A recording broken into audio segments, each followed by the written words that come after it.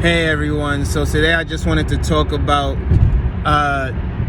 what home sellers are now doing in order to entice buyers to purchase their existing home. Now I'm looking at a property this Wednesday coming up. It'll probably be a week when you see this video. So actually the property that I'm going to see, by the time this video comes out, would have been last week that I seen it. And what sellers are doing, they're slashing not only their homes, but they're also offering $5,000 in closing cost incentives on $500,000 homes, $400,000 homes, $300,000 homes. Instead of just dropping their price by $5,000, instead they want to keep the price as is and offer $5,000 towards closing costs right away. So in fact, they're saying, hey, don't even negotiate with us. This home is beautiful. Just buy it right now as is. Here's $5,000 towards your closing costs. So what you could do if you were looking to buy in that same price range, you'll probably put $5,000 towards your interest rate if you're a smart person. And that way you can buy down your interest rate a little bit and save money on your monthly payment.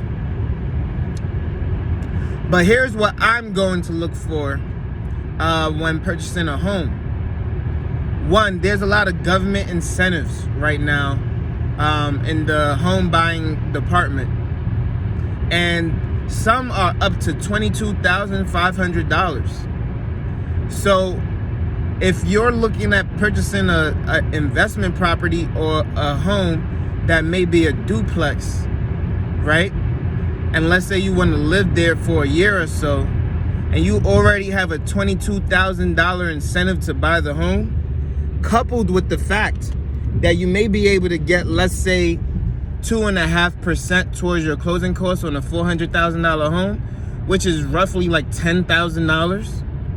I mean, that's about $32,500 of free cash, right? So now a $400,000 home, you really got it for about $370,000. What does that do to a market that might go down 20%, and you may see that same home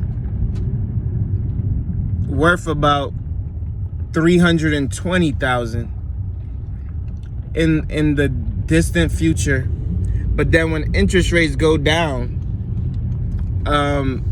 the cost of buying will be significantly better, coupled with the fact that the home is already worth less, right? So now you have to weigh a lot of different factors. Do I want to purchase a home now, even though it's dropping in price, knowing that we're at the beginning of price drops rather than the tail end of price drops? Is the government incentives or the seller incentives enough for me to justify buying at this rate? A lot of people will say, purchase the home now if you can afford it, and then refinance when rates are better. But most people put less than 10% down when purchasing their homes. Therefore, if they put less than 10% down, their ability to refinance is non-existent, especially when housing prices are dropping. You see, in my scenario, that buyer down payment incentive is probably about 5% on a $440,000 home. $22,000 is about 5%. And then let's say you get $10,000 towards your interest rate. You can easily lose 5% of equity in this market as we're currently sitting in. And so you can be sitting at even or negative equity, but with a reduced interest rate that you probably won't see for a year or two.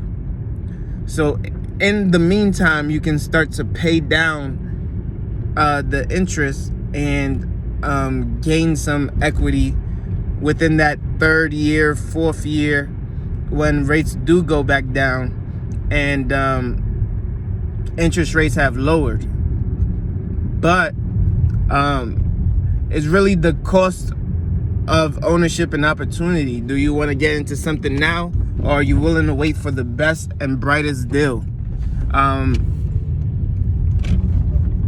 Truthfully, the smartest thing to do is probably wait. I don't think the government incentives are going anywhere. Home buyers will be more incentivized. Sorry, home sellers will be more incentivized to give even more options and more discounts later down the road rather than right now. And so there is really no rush to buy. In fact, most people are probably gonna sit out all 2023, even if they do want a home, because they just know, like, in order to get the best offer, the best opportunity, the best bang for your buck, it's probably worth it to just simply wait. In my situation, I've been thinking about it back and forth. You see a couple of deals that you like on the market, you kind of want to attack it. I'm not being greedy, I'm being very, very cautious. At the same time, I understand that the best deal is not right now. But if there is a deal and it makes sense and you can make money, why not just go ahead and make money? You know, yes, I could make more money later down the road, but if I can make $400, $500 a month, I'm going to take the opportunity. And of course, that $400 and $500 a month will seem more realistic, and you'll see more opportunities like that, similar to when interest rates were at 3%, when more people start to reduce the cost of their home. And honestly, what's really going to help investors is when interest rates go down a bit. Interest rates are truly going to be what truly impacts our ability to continue to buy properties and make a significant profit.